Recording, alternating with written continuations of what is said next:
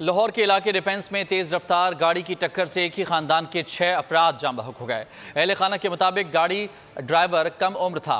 आला हुकाम से अपील है कि उन्हें इंसाफ फराहम किया जाए। तफसीलात खुर्रम मलिक की इस रिपोर्ट में।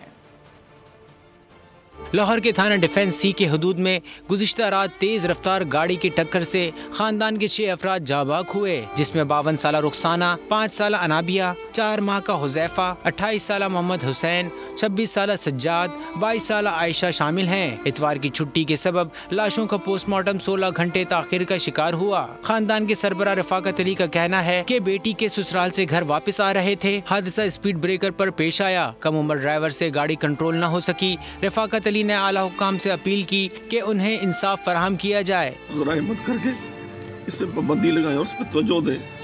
बहुत जाने जा चुकी, मेरा तो घर ही उजड़ गया। मुझे बताएं, जिस घर से 6 जनाजे उठेंगे उसका क्या होगा? पुलिस ने मुल्जिम अफनान को गिरफ्तार करके रफाकत अली की मुद्दत में मुकदमा थाना डिफेंस सी में दर्ज कर लिया। FIR में बगैर लाइसेंस गाड़ी चलाने और तेज रफ्तारी जैसे संगीन दफात शामिल की गई हैं। कैमरा टीम के हमरा खुर्रम मलिक, बोल न्यूज़, लाहौर। सब्सक्राइब करें और बेल दबाएं ताकि कोई खबर रह न जाए।